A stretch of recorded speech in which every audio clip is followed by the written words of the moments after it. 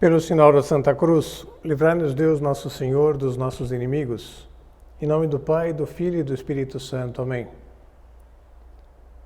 Meu Senhor e meu Deus, creio firmemente que estás aqui, que me vês, que me ouves.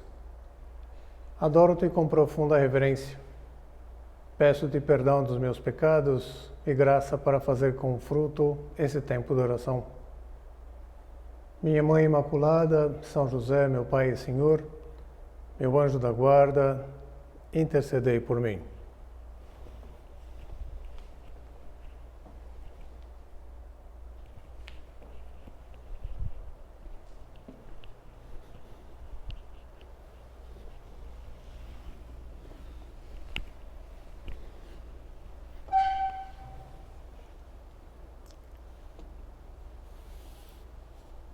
Há um conto da Clarice Lispector, que já citei aqui, não o conto, mas essa escritora brasileira, porque eu tenho uma grande admiração, mas também um grande carinho e uma dívida de gratidão. Já expliquei em outra meditação, porque acho que foi graças a ela que eu entrei no vestibular, tirei uma nota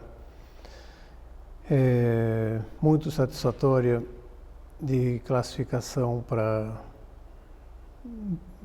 o exame da FUVEST. E ela tem um conto que se intitula A Felicidade Clandestina. Inclusive está num livro que tem esse título, ainda que contenha outros muitos contos com temas que não têm nada a ver, nenhuma relação com a felicidade.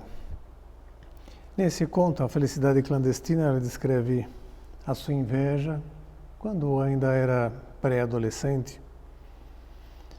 A inveja da amiga cujo pai tinha uma livraria, ela que na época já gostava bastante de ler. E a amiga tinha ganhado um livro que ela cobiçava bastante. E uma vez que a amiga disse que já tinha lido, ela pediu emprestado. E a verdade é que a sua amiga foi extremamente cruel com ela, a ponto de adiar continuamente o dia do empréstimo do livro que ela tanto queria. Até que uma vez a mãe da amiga, já percebendo a crueldade que a filha estava fazendo com a Clarice, fez a sua intervenção e obrigou a filha a emprestar o livro no mesmo instante. E ainda por cima, por tempo indeterminado. E a Clarice conclui o conto da seguinte forma: como contar o que se seguiu? Eu estava estonteada e assim recebi o livro na mão. Acho que não disse nada. Peguei o livro, não saí pulando como sempre, saí andando bem devagar. Sei que segurava o livro grosso com as duas mãos, comprimindo-o contra o peito. Quanto tempo levei até chegar em casa, também pouco importa. Meu peito estava quente, meu coração pensativo. Chegando em casa, não comecei a ler. Fingia que eu não o tinha, só para depois ter o susto de o ter. Horas depois, abriu, li algumas linhas maravilhosas, fechei-o de novo, fui passear pela casa, adiei ainda mais indo comer um pão com manteiga. Fingi que não sabia onde guardar o livro, achava-o, abria-o por alguns instantes. Criava as mais falsas dificuldades para aquela coisa clandestina que era a felicidade. A felicidade sempre iria ser clandestina para mim. Parece que eu já pressentia.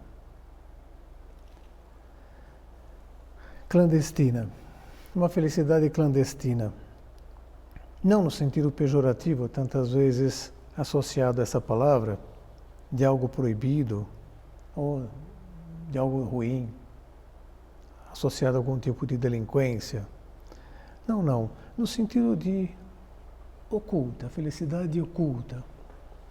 Felicidade escondida e conquistada depois de muita espera, depois de bastante esforço, de humildade, e também de muita confiança de atingi-la.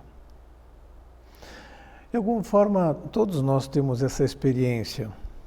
Em boa parte das vezes, não necessariamente na sua totalidade, nós buscamos essa felicidade clandestina, oculta, submetendo-nos a esforços, esperas, perseverança, humilhações, com a confiança que, no fundo, é uma certeza de que alcançaremos a felicidade que o nosso coração tanto almeja.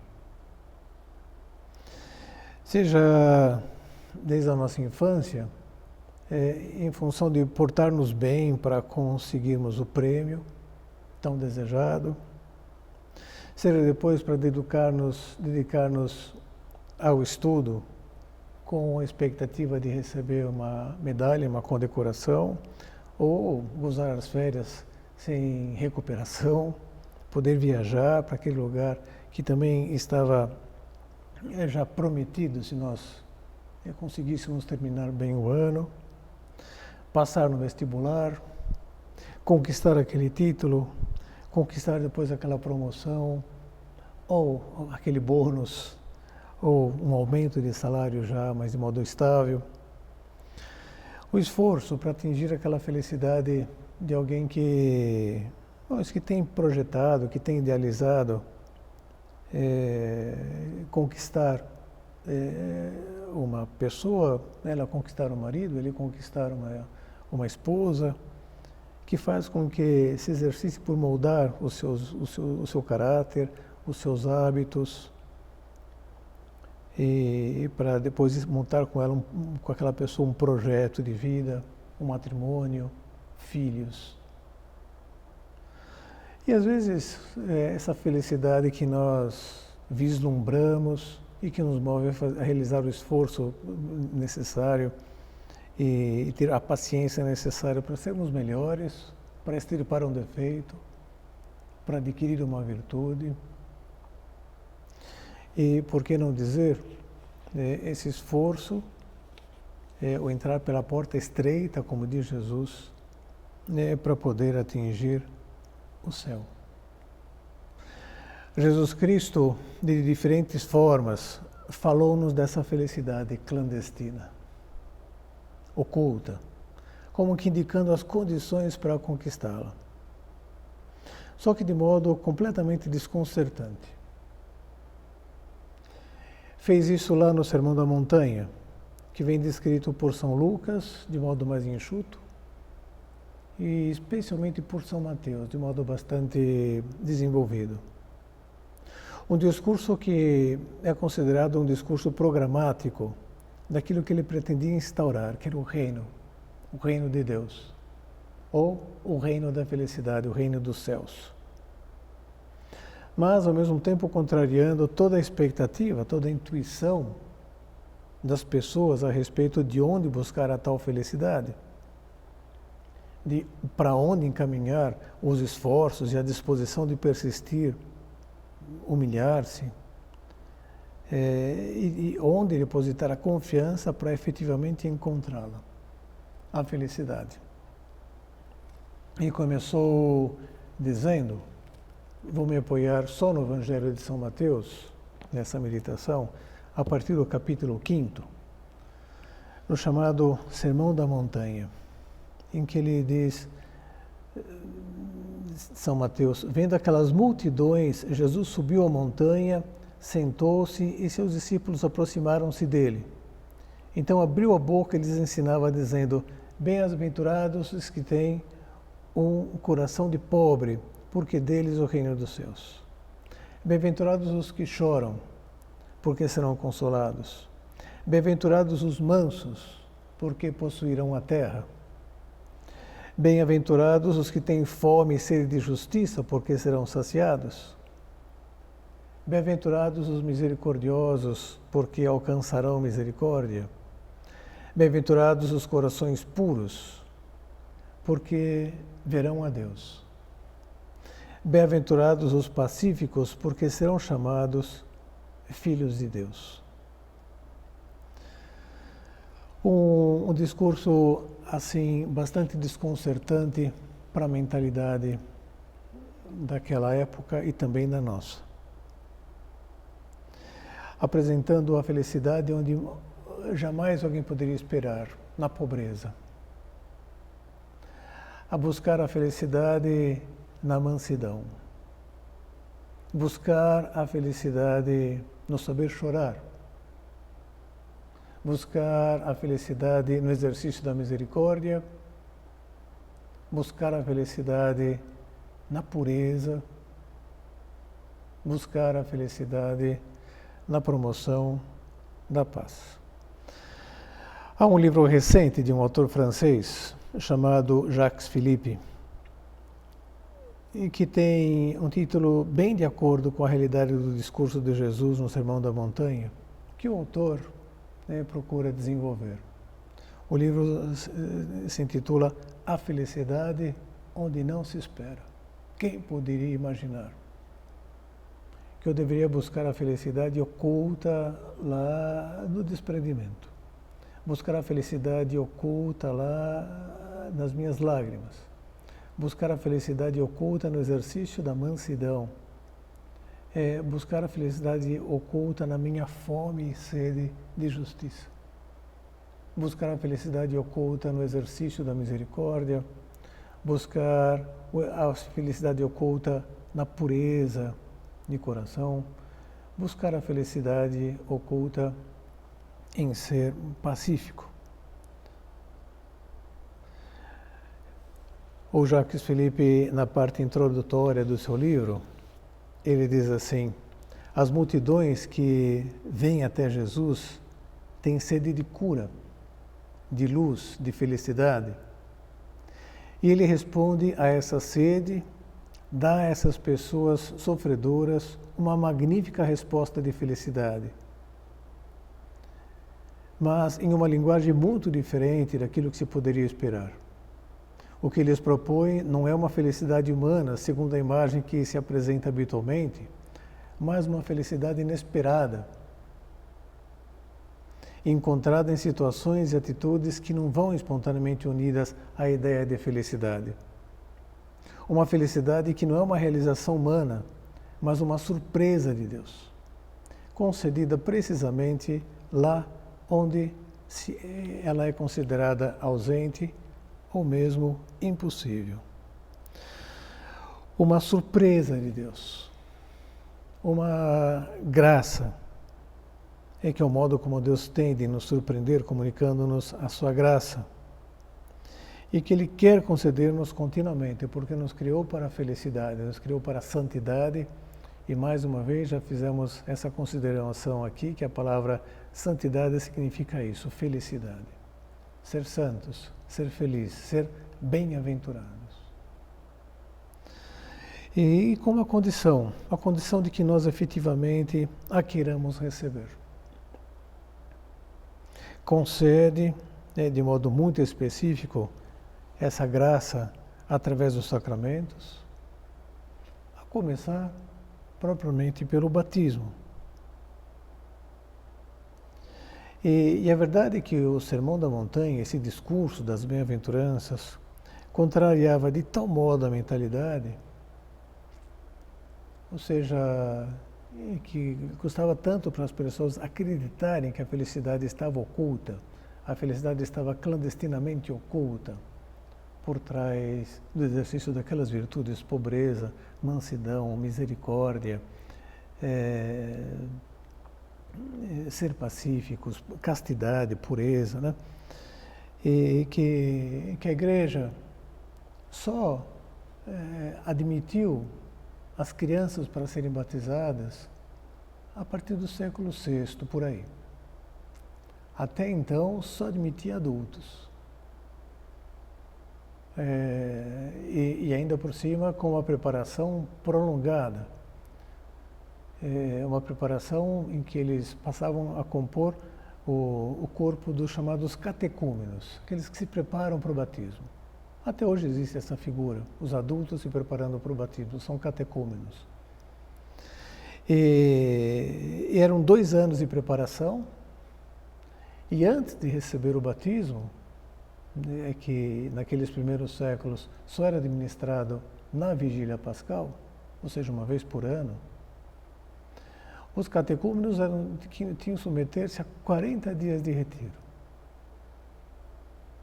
Isso porque essa mentalidade, a do Sermão da Montanha, como a gente vai explorar ainda mais aqui na nossa meditação de hoje, era uma mentalidade que batia tão de frente, chocava, contrastava de tal forma com a mentalidade das pessoas, que como que precisavam ser reformatadas. A igreja, então, não sentia segurança de admitir crianças para serem batizadas porque sabia que elas não iam encontrar o clima, a cultura favorável para se desenvolver e colocar a sua vida na trilha do Evangelho, na trilha do seguimento de Cristo.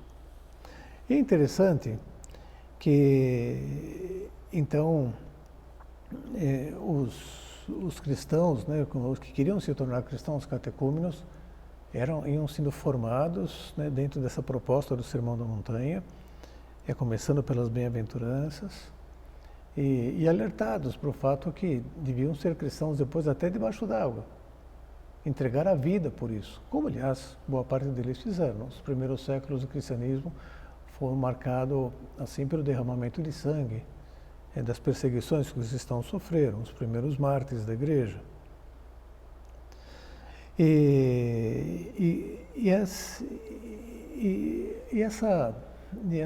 Esse desejo, né, de ser muito coerentes com o batismo que iam receber e depois com o que já tinham recebido, fazia com que até aqueles que já tinham sido batizados em anos anteriores, né, com frequência, né, quando chegava aquele retiro de preparação para os catecúmenos receberem o batismo pela primeira vez, pediam se podiam fazer o retiro juntos também.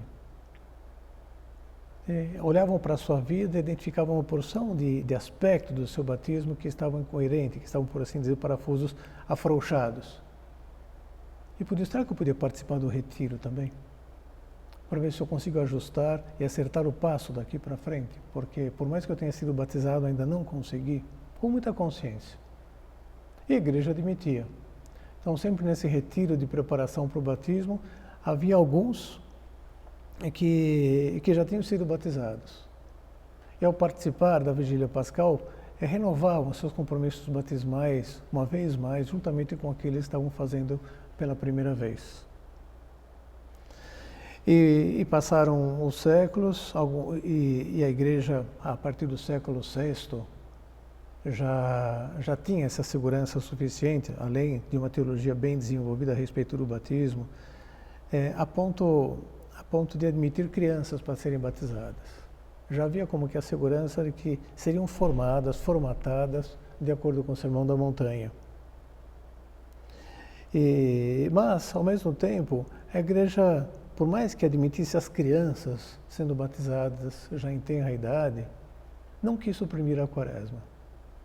Não quis suprimir aqueles 40 dias de preparação para a vigília pascal. E manteve essa proposta de renovação das promessas do batismo. E vendo o quanto era útil também para todos os batizados, aquele período para ajustar o passo com o Sermão da Montanha, para examinar-se, né, e tentar, de fato, ser mais coerentes com os compromissos batismais que tinham assumido. E assim nós vemos até hoje. Essa é a grande proposta da quaresma. Que nós como que repassemos o Sermão da Montanha e identifiquemos aspectos, pontos em que a nossa vida de cristãos não é muito coerente. E nos proponhamos a acertar o passo, a ajustar, a apertar os parafusos. Atualmente, dizia, a proposta do Sermão da Montanha, das bem-aventuranças, continua chocando. A felicidade associada à pobreza, ao choro, à mansidão, à fome de justiça, à misericórdia, à pureza, ao ser pacíficos.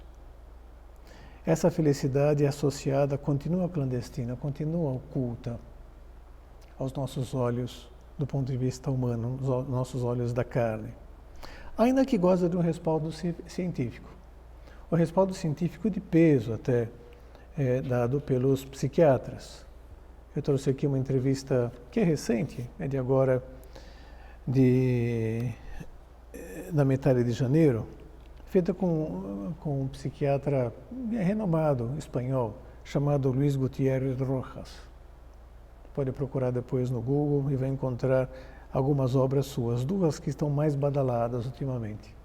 Uma se intitula La Belleza de Vivir e a outra Vivir Mais Libre. A beleza de viver e viver mais livres. E ele, no momento determinado da entrevista, né, que é feita com ele por um jornalista que se chama Álvaro Santos León, ele diz,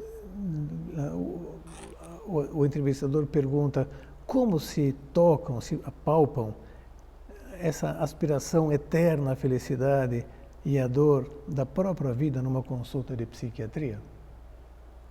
Ele diz, a consulta de psiquiatria aborda o sofrimento mais interno dos seres humanos, que é o que pode fazer que se perca a vibração por viver. A dor aparece sempre na vida. O importante é se estamos preparados para dar-lhe um sentido. Em um mundo cristão, a fé oferece respostas. Em uma sociedade pagã, essas respostas não agradam ou não se aceitam. Diante da dor, da morte, do drama, da pobreza ou da doença, o homem necessita encontrar porquês mais autênticos. Na consulta se observa que aqueles que têm respostas ao mistério da dor a levam de uma maneira mais sadia. Já se vê também pelo discurso, pelo enfoque, que se trata de um psiquiatra cristão. E o entrevistador continua, o Senhor dedica suas páginas a todos aqueles que buscam a felicidade aonde não se encontra. Onde é que a felicidade não se encontra nunca? Diz, vivemos em um mundo com um claríssimo desejo de eternidade. Vemo-lo todos os dias e constantemente. Todos buscamos ideais que nos transcendam, ainda que às vezes nos equivoquemos no caminho. Onde não se encontra nunca a felicidade? No culto exclusivo ao corpo, na absolutização do prazer, no poder. Não há nada que dê mais satisfação do que o amor. Continua o entrevistador, a felicidade só se encontra na esfera espiritual do ser humano? O cristianismo é uma religião na qual o Filho do Homem diz ser Deus e que Deus é amor. Não é dor, nem fé, nem felicidade, mas amor. E o que é o amor? Porque o amor nos atrai a todos. Os clássicos e os poetas já fixaram uma verdade universal. O amor é uma rosa com espinhos.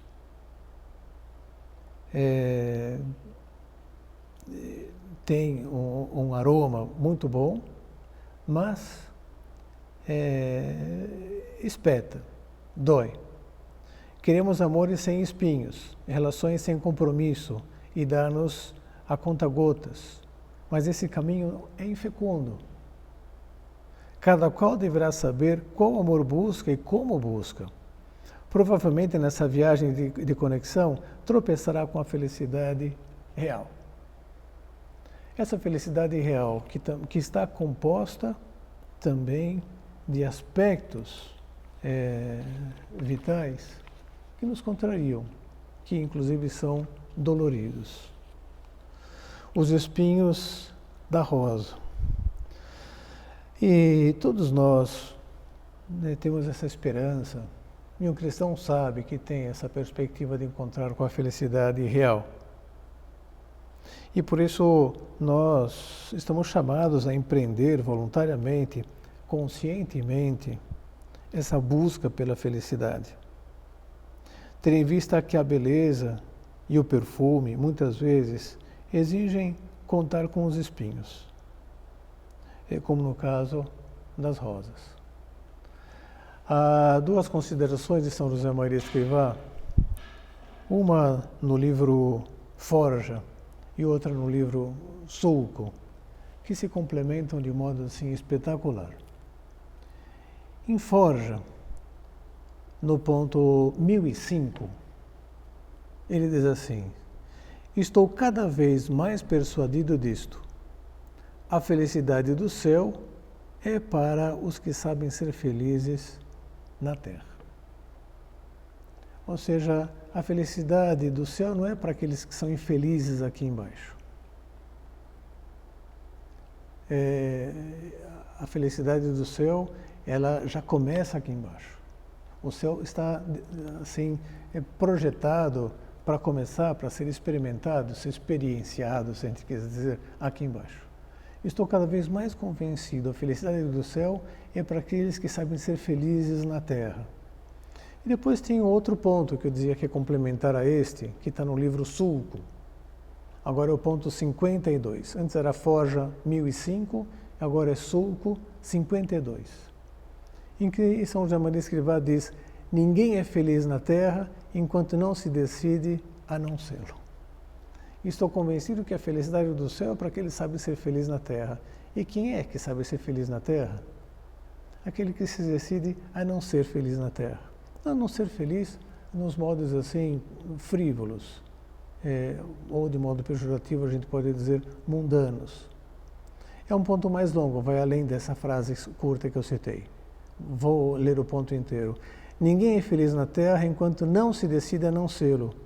Assim transcorre o caminho: dor, dito em cristão, cruz; vontade de Deus, amor; felicidade aqui e depois eternamente. Ninguém é feliz na terra enquanto não se decide a não sê-lo. E essa felicidade eterna está condicionada a que nós sejamos felizes aqui embaixo também. E, portanto, está condicionado que a gente aqui embaixo conte com a cruz, conte com os espinhos. Essa é a felicidade real, não a idealizada, que devemos cultivar. Talvez em função disso, nós aqui brasileiros acabamos cantando muito a pleno pulmão, praticamente das únicas músicas de Natal que nós temos, Papai Noel. Ela chama-se Anoiteceu. Mas se a gente para prestar atenção, não existe música assim mais deprê. Anoiteceu, o sino gemeu, e a gente ficou feliz a rezar. Papai Noel, vê se você tem a felicidade para você nos dar. Eu pensei que todo mundo fosse filho de Papai Noel. Sendo assim, felicidade, eu pensei que fosse uma brincadeira de papel. Já faz tempo que eu pedi, mas o meu Papai Noel não vem. Com certeza já morreu. Olha só que deprimente, né? O Papai Noel. Com certeza já morreu. Ou então felicidade é brinquedo que não tem. Papai Noel, vê se você tem a felicidade para você me dar. Mas, de repente, com certeza já morreu. Então, é de fato muito down essa música. A gente canta, né, com tanta felicidade, entra nas lojas na época de Natal e fica ali como que animando o ambiente, mas é melhor não prestar atenção na letra. Senão a gente para ficar desesperado. Mas como chegar à conclusão? Porque a felicidade que se busca do Papai Noel está muito idealizada. Uma felicidade aqui na Terra sem cruz, sem dor, sem esforço. Isso não existe. E com a perspectiva da Quaresma, então, a busca da felicidade por esse caminho acaba sendo um estímulo muito forte.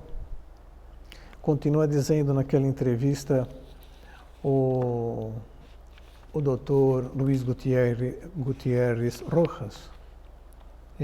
Perguntam para ele: o homem feliz sabe no que deve lutar? A felicidade é uma batalha consciente. Ele diz: sobretudo, saber onde tenho que colocar o grifo, onde é que tenho que sublinhar, que aspecto da minha vida eu tenho que centrar minha atenção. Todos temos um talão de Aquiles, um calcanhar de Aquiles, né? Estou lendo aqui em castelhano. A todos nos aperta o sapato em algum lugar. Uma pessoa feliz é a que luta por ser melhor e se enfrenta com o seu defeito. E a Quaresma, dizia então, nesse contexto, acaba sendo um forte estímulo para eu acertar o passo e buscar a minha felicidade. Fixando-me nas bem-aventuranças, em primeiro lugar, e depois no esmiuçamento, no desdobramento que Nosso Senhor faz delas. A primeira delas, bem-aventurados os pobres de espírito, ou, como diz essa tradução que eu trouxe aqui, bem-aventurados os que têm um coração de pobre, porque deles é o reino dos céus.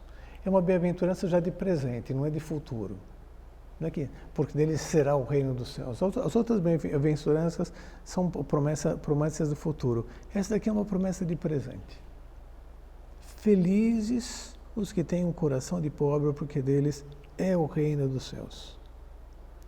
Um coração de pobre, não só uma aparência de pobre, não só uma calça dessas esfiapadas de grife, né, que aliás são caras, né, dependendo de como é que está feito lá o rasgão na calça jeans, né, então é mais cara ainda. Então esse é um estereótipo de desprendimento, de despojamento, né, é um modo muito vaidoso, né, de ser desprendido, de ser despojado. Trata de uma liberdade do coração.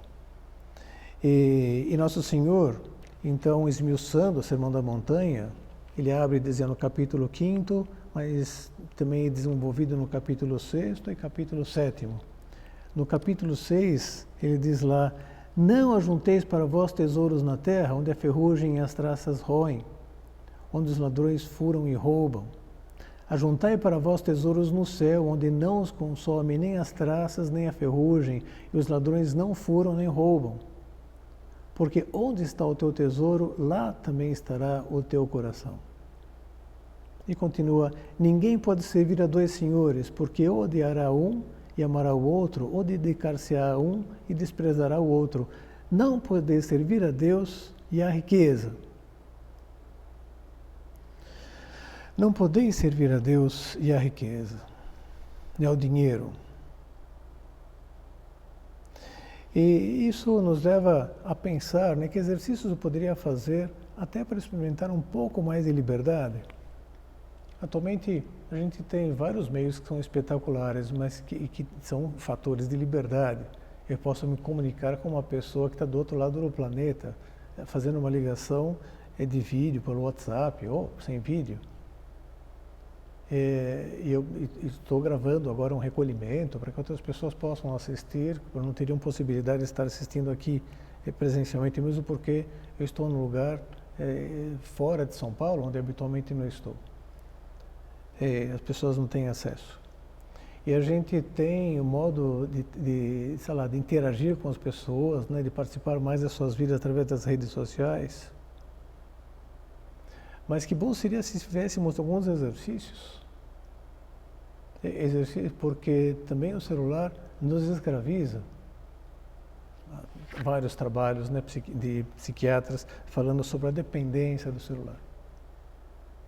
Me parece que eu não sei passar sem, e que acaba intervindo também no relacionamento familiar, no relacionamento interpessoal, e nessas tensões, né, e nessa espécie de ansiedade, de obsessões que uma pessoa vai tendo, e fica tão voltada para fora, então vai se esvaziando através das redes sociais.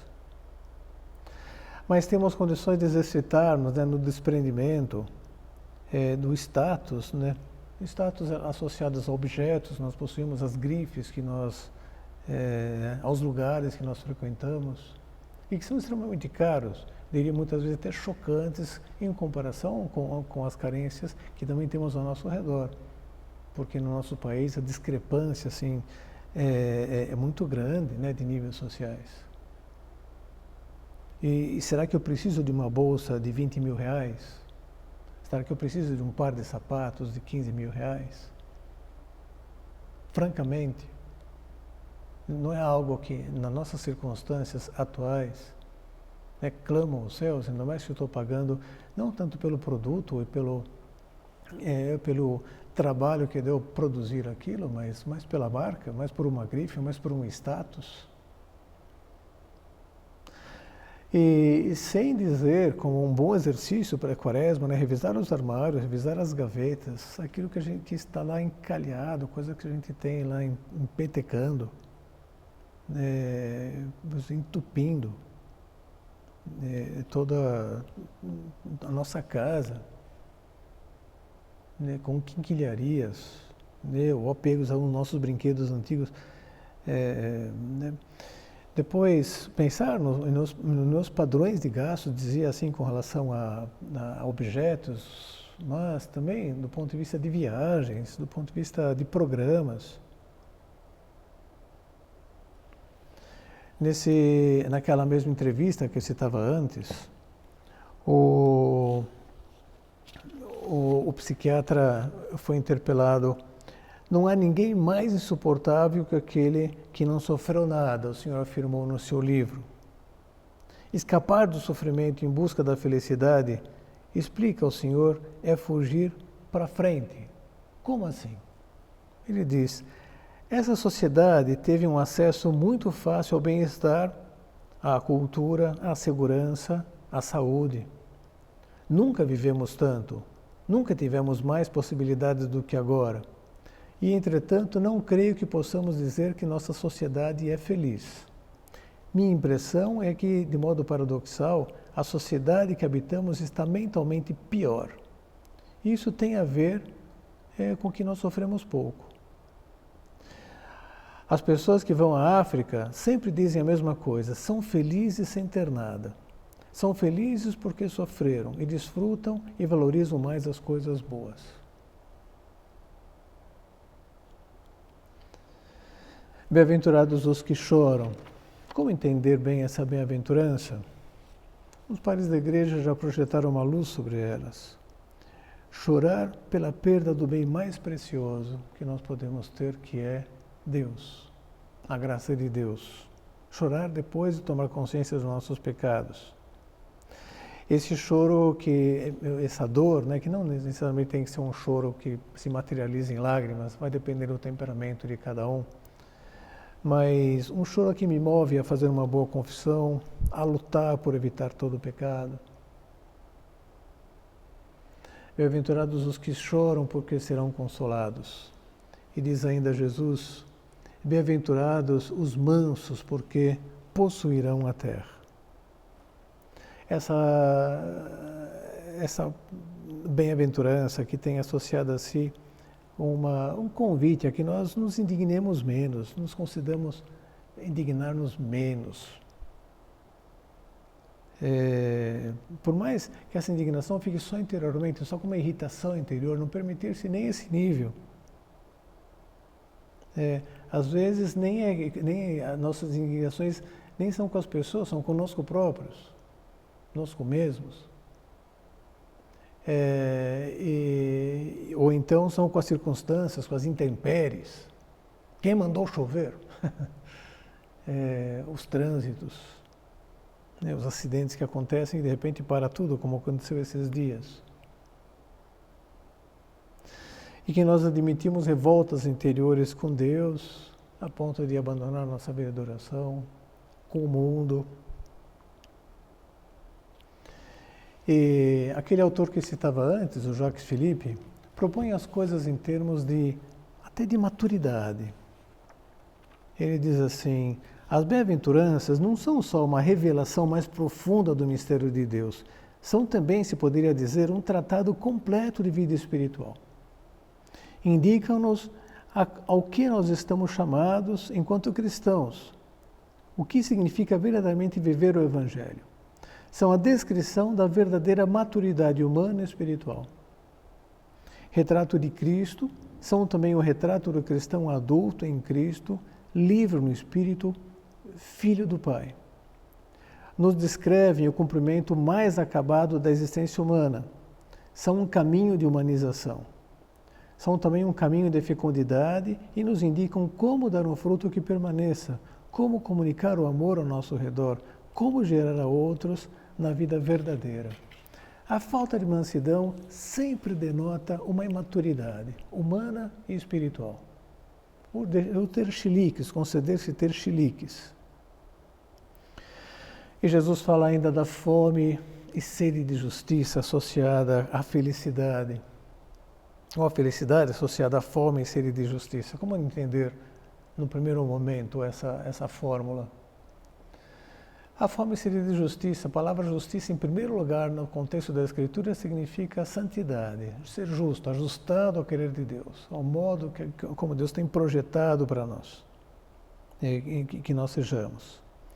Portanto, fome e sede de santidade, que me leva a cultivar uma vida espiritual, uma vida de oração, a ter um plano de vida espiritual, como a gente sempre faz referência aqui, com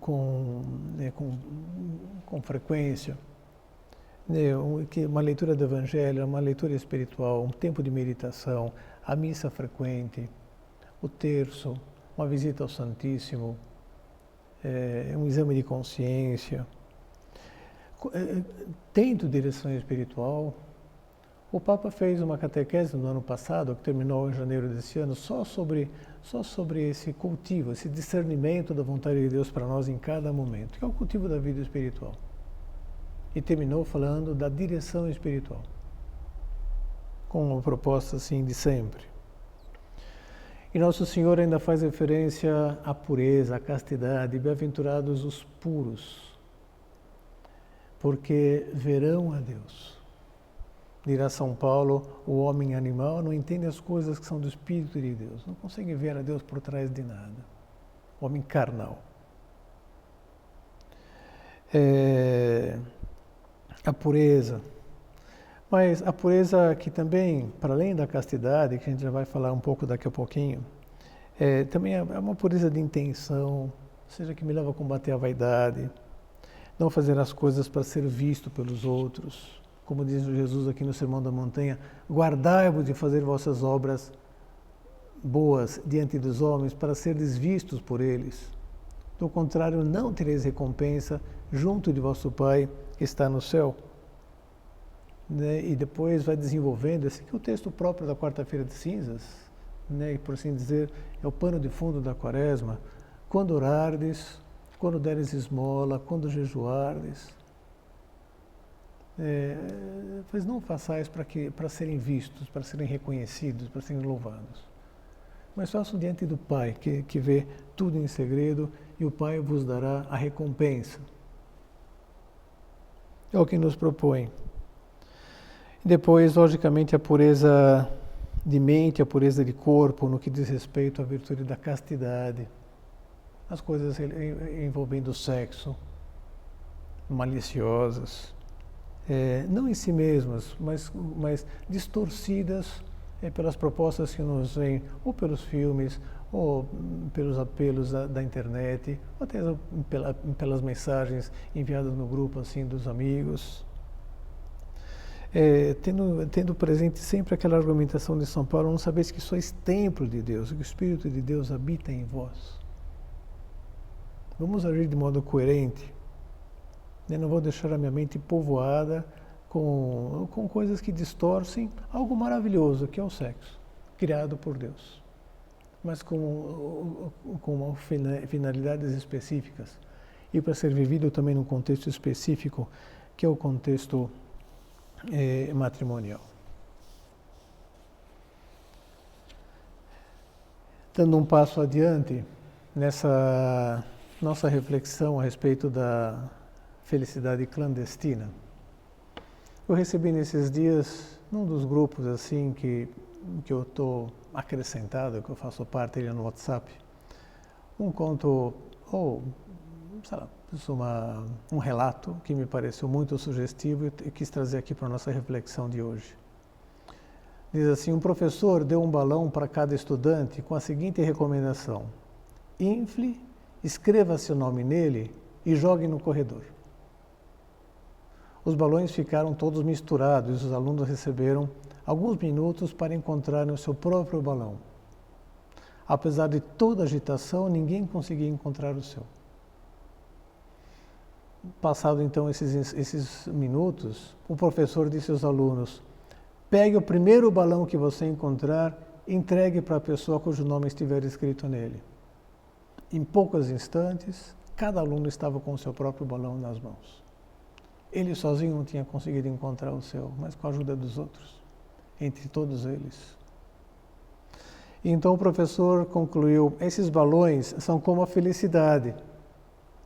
Nunca encontraremos se todos estiverem procurando somente a sua. Mas se nos preocuparmos com a felicidade dos outros, também encontraremos a nossa. E essa, de fato, é uma verdade que Jesus Cristo coloca em evidência para nós que queremos cultivar a felicidade, encontrar a felicidade. Buscar fazer as pessoas felizes à nossa volta. Faz lembrar aquele conto também da pessoa que teve a permissão de visitar o inferno e depois o céu. E quando chegou no inferno, ficou assim, admirada, porque entrou lá num recinto em que todos estavam lá tentando comer, uma espécie de refeitório, só que a grande pena que tinham é que não conseguiam, porque as colheres eram gigantescas, eram imensas, e não conseguia levar a colher à própria boca. E depois disso, foi até o céu, e ficou surpresa, porque ao chegar no céu, viu que as colheres eram o mesmo tamanho das colheres lá no inferno. Só que lá no céu já tinham conseguido resolver o problema. Cada um dava o alimento para o outro. E assim todos estavam alimentados, apesar do tamanho das colheres. Jesus também apresentou esse tipo de conduta como fonte de felicidade. Lembramos na última ceia, com frequência fazemos referência a essa passagem lá da Semana Santa, já no final da nossa Quaresma, em que na quinta-feira, antes de ser preso, Jesus lavou os pés dos discípulos. Foi uma espécie de liturgia assim própria, foi lavando os pés, mediante a resistência de Pedro, os pés de todo mundo, inclusive de Judas, que já estava determinado a traí-lo. E diz São João que depois de lhes lavar os pés e tomar as suas vestes, sentou-se novamente à mesa e perguntou-lhes: sabeis o que vos fiz? Vós me chamais mestre e senhor e dizeis bem, porque eu sou. Logo, se eu, vosso senhor e mestre, vos lavei os pés, também vós deveis lavar-vos os pés uns aos outros. Dei-vos o exemplo para que, como eu vos fiz, assim façais também vós. Em verdade vos digo, o servo não é maior do que o seu senhor, nem o enviado é maior do que aquele que o enviou. Se compreenderdes essas coisas, sereis felizes sob a condição de as praticardes. Uma felicidade em servir. Uma felicidade em colocar-nos de joelhos até para servir o próximo, para lavar os pés das pessoas, inclusive daquele que se declarou nosso inimigo, ainda que nós não nos sintamos inimigos de ninguém. São José Maria Escrivá também deixou registrada aqui uma constatação que todos nós temos, e todos os santos tiveram. Está no ponto 591 de Forja também, diz assim: dar-se sinceramente aos outros é de tal eficácia que Deus o premia com uma humildade cheia de alegria. Ou seja, uma pessoa fica feliz, sereis felizes se o praticardes. Não sem motivo, portanto, no Sermão da Montanha, Jesus já tinha apresentado essa disposição e esforço por amar ao próximo. Além do bem produzido para si mesmo, como uma fonte de felicidade genuína que se geraria em primeiro lugar em si, mas depois também no outro. Mas, em primeiro lugar em si, eu vou ser feliz se eu prestar esse serviço. Voltando às bem-aventuranças, e retomando algumas e desenvolvendo outras, se passamos outra vez pela pobreza, então a proposta é não só nos desprendermos dos bens, mas desprendermos em favor de outros. Pelo menos em muitos objetos podem ser úteis para eles. Roupas, brinquedos, contribuições financeiras, o resultado do nosso trabalho, do nosso esforço, do nosso suor, para aliviar a pobreza, a carência de tantas pessoas. Bem-aventurados os que choram, pelo próprio afastamento de Deus, mas também pelo afastamento das pessoas de Deus. por quanto Deus acaba sendo ofendido e acaba então rezando por elas, uma forma de dar-se a elas, ao serviço de mais rezar, e determinar-se a fazer apostolado com elas, ou seja, ajudá-las a que se convertam, a que também caiam na conta de que aquilo que fizeram não está bem, que deem uma chorada também e se confessem e ajustem o passo com Deus. Bem-aventurados os mansos, né, no trato com os demais, dizia não consentir em tempestividades, dizíamos na primeira meditação, com as coisas, com as circunstâncias, com as intempéries, mas fundamentalmente com as pessoas. Não consentindo em maus tratos, em humilhações, na família, na convivência social, no trabalho. E Jesus, então, diz lá no Sermão da Montanha, no capítulo 5, ouviste o que foi dito aos antigos, não matarás, mas quem matar será castigado pelo juízo do tribunal. Mas eu vos digo, todo aquele que se irar contra seu irmão será castigado pelos juízes. Aquele que disser a seu irmão raca será castigado pelo grande conselho. Aquele que lhe disser louco será condenado ao fogo da geena. Que seja, não deixar-se levar por essas intempestividades. O prelado do Opus Dei escreveu recentemente, agora no mês de fevereiro, uma carta sobre a fraternidade. E no momento determinado dessa carta, no ponto número 5, diz assim: é importante, por exemplo, que nos esforcemos por dominar e mitigar a impaciência que poderia surgir espontaneamente diante de defeitos reais ou não tão reais dos outros. Às vezes o defeito pode estar mais em nosso olhar. Essas impaciências podem levar à falta de compreensão e, portanto, à falta de caridade. São fortes aquelas antigas palavras de São Cipriano de Cartago. A caridade é o vínculo que une os irmãos, o fundamento da paz, a trama que dá firmeza à unidade. Ela é superior à esperança e à fé, supera a esmola e o martírio.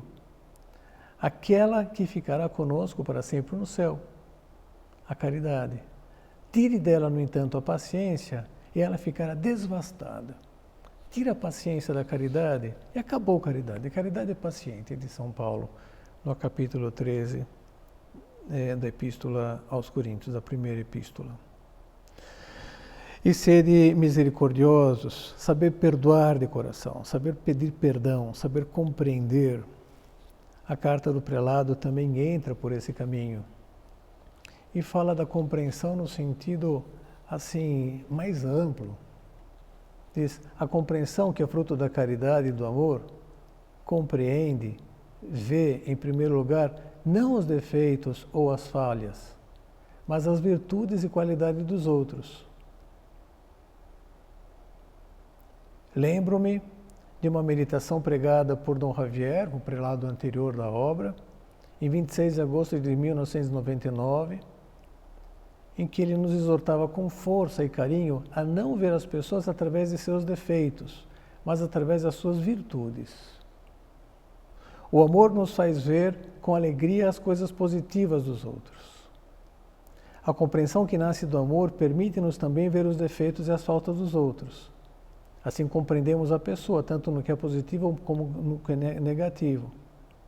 E podemos ter certeza, o amor vê isso porque é muito sábio, de que o positivo é muito superior ao negativo.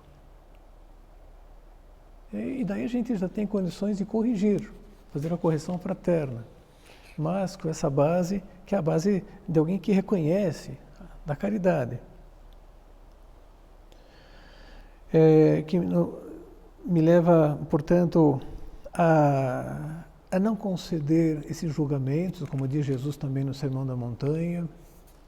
Não julgueis e não sereis julgados, porque do mesmo modo que julgardes, sereis também vós julgados, e com a mesma medida com que medides, também vós sereis medidos. Esses julgamentos que nos levam a condenar, a afastar, isolar, cancelar as pessoas. Tudo oposto à misericórdia. O que não dizer da virtude da pureza? Bem-aventurados os puros. do ponto de vista do respeito aos outros, de não, por mais que a pessoa livremente tenha se disposto, vai saber com qual nível de liberdade, a ficar exposta assim nas mídias, né, em algum canal pornográfico, não prestigiar isso, não né, fomentar que isso continue acontecendo, não conceder-se conversas maliciosas, frase duplo sentido, a pureza que me leva a não ter nenhuma prática sexual fora do contexto matrimonial, como também Nosso Senhor nos coloca em guarda no próprio Sermão da Montanha. Ser pacíficos, pessoas que promovem a paz. Bem-aventurados os pacíficos, porque serão chamados filhos de Deus. E essa paz interior, em qualquer circunstância, diz lá Jesus: olhai as aves do céu, não semeiam, nem ceifam, nem recolhem nos celeiros, vosso Pai Celeste as alimenta.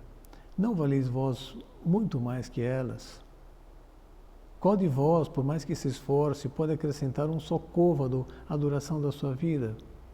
E por que vos inquietais com as vestes? Considerai como crescem os lírios do campo, não trabalham nem fiam. Entretanto, eu vos digo que o próprio Salomão, no seu auge da sua glória, não se vestiu como um deles. Se Deus veste assim a erva dos campos, que hoje cresce e amanhã será lançada ao fogo, quanto mais a vós, homens de pouca fé. Não vos aflijais, nem digais que comeremos, que beberemos, com que nos vestiremos. Conhecemos essas palavras. Os pacíficos. E ao mesmo tempo, Nosso Senhor, no Sermão da Montanha, que nos aponta também esse modo de viver como modo de cultivar a própria felicidade, também nos faz um apelo, como uma chacoalhada, como sempre, à responsabilidade. Logo depois das bem-aventuranças, ainda no capítulo 5 do Evangelho de São Mateus, encontramos essas palavras suas: não julgueis que vim abolir a lei, vós sois o sal da terra, se o sal se perde o sabor, com que lhe será restituído o sabor? Para nada mais serve, senão para ser lançado fora e calcado pelos homens. Vós sois a luz do mundo, não se pode esconder uma cidade situada sobre uma montanha, nem se acende uma luz para colocá-la debaixo do alqueire, mas sim para colocá-la sobre o candelabro, a fim de que brilhe a todos os que estão na casa. Assim brilhe vossa luz diante dos homens, para que vejam as vossas boas obras, glorifiquem vosso Pai que está nos céus. Vós sois o sal da terra, vós sois a luz do mundo. Essa fonte de felicidade que também podemos ser para os outros. Aliás, esse psiquiatra que a gente citou aqui já diferentes vezes, ele diz lá, numa das respostas que dá na entrevista, diz lá: na felicidade tem uma importância nevrálgica a nossa relação com os outros. As pessoas felizes amam os demais. As pessoas felizes estão preocupadas com os outros. Ajudar que essas pessoas encontrem essa rosa escondida e não se estranhem de que essa rosa tenha espinhos. A felicidade clandestina, através do nosso testemunho, através da nossa palavra. O prelado do Opus Dei, nessa mesma carta que eu citava antes, recente, de uma semana atrás, dizia: filhas e filhos meus, não pensemos que isso é muito bonito, mas que é muito para a nossa pequenez. Sem dúvida, o objetivo é muito alto. No entanto, com a graça de Deus, podemos ir nos aproximando pouco a pouco. Ou, como comenta o Romano Guardini,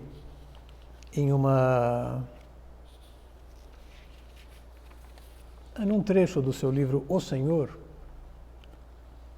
comentando sobre o Sermão da Montanha, diz: sem dúvida que isso excede as forças humanas. Purificar o coração até o fundo, de tal modo que a dignidade do outro domine, logo nos primeiros sentimentos, os desejos naturais, destruir o ódio até as mais íntimas atitudes, receber a violência com a liberdade atuante do amor, pagar o mal com o bem, a inimizade com o bem fazer, tudo isso ultrapassa as simples forças humanas. E não se deveria falar disso com ligeireza. Mais vale que o coração do homem se defenda diante de cada exigência, ou que espere a graça com temor e esperança, do que falar delas como se fossem simples princípios de uma ética de um grau superior, válidas universalmente depois de Cristo. Na verdade, são chamamentos que devem suscitar uma vida nova. Isso também claramente fica expresso nas palavras de Cristo, quando ele diz: "E orai pelos que vos perseguem e vos caluniam, para seres filhos do vosso Pai que está nos céus." Essas palavras chamam-nos a executar a vontade daquele que possui o seu poder infinito e a sua santidade na pura liberdade do amor, e que por isso é capaz de estar para lá do bem e do mal, do justo e do injusto.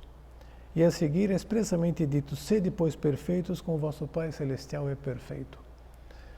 Há, de fato, uma promessa também nessa proposta do Senhor, né, de que nos endeusaremos mais. E daí seremos mais felizes. Estaremos mais com Deus, teremos mais Deus. É evidente que Jesus, o que nos propõe para encontrar a felicidade oculta, vai além de um mero código de ética muito elevado.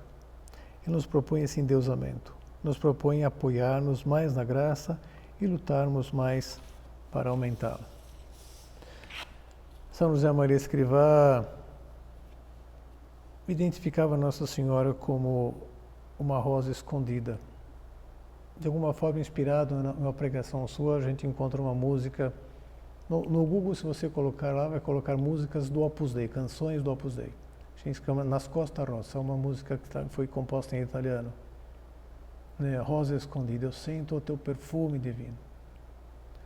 Por mais que o caminho se torne áspero, depois vou deixar fixado nos comentários também um link para a gente conseguir encontrar a letra dessa música. Mas Nossa Senhora, que tinha predileção pelas rosas, ela disse para São Domingos, dizia que cada Ave Maria que rezavam, ela aceitava como se fosse uma rosa, daí nasceu esse título dado ao conjunto de Ave Marias de Rosário, um buquê de rosas. Pedi a ela que nos ajude a, como ela mesma soube fazer, ver nas rosas não só o perfume, mas com muito realismo saber que fazem parte os perfumes. E que nos faça ter a suficiente maturidade, como ela, como Jesus, para nos identificarmos e empenhar-nos em conquistar essa felicidade clandestina, apesar das dificuldades. Vamos fazer um breve exame de consciência. Exame. Ato de presença de Deus. Estou convencido de que a felicidade para a qual eu me sinto chamado, ainda que aparentemente oculta, efetivamente existe. Considero de modo maduro, entretanto, que para consegui-la necessito contrariar-me em diferentes pontos, tais como os propostos por Jesus Cristo no Sermão da Montanha. Encaro a Quaresma precisamente como um período para identificar na minha vida aquelas incoerências em relação aos meus compromissos batismais. Dessa forma, em vez de definir aspectos apenas acidentais e até supérfluos como penitência para esses dias, procurei concretizar pontos de luta que me façam viver verdadeiramente como filho de Deus. O Papa Francisco, quando esteve no Brasil em 2013, pediu-nos que meditássemos com frequência no Sermão da Montanha, que consta nos capítulos 5, 6 e 7 do Evangelho de São Mateus. Já fiz isso alguma vez? Estou disposto a fazê-lo nesta Quaresma?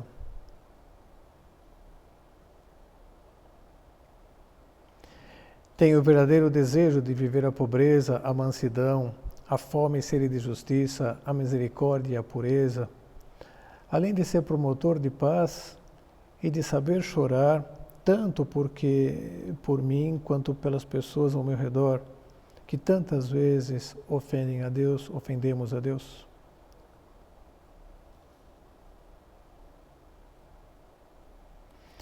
Peço à Virgem Maria, bem-aventurada, rosa mística, para que eu seja sal da terra e luz do mundo, como Jesus me pede, a ponto de transmitir às pessoas ao meu redor a segurança de que a felicidade a qual tanto almejam está ao alcance das suas mãos, bastando com que se apoiem na graça para encarnar em suas vidas o Sermão da Montanha.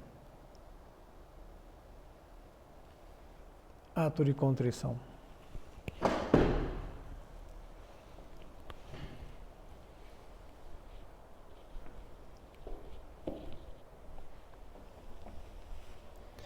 Dou-te graças, meu Deus, pelos bons propósitos, afetos e inspirações que me comunicaste nessa meditação.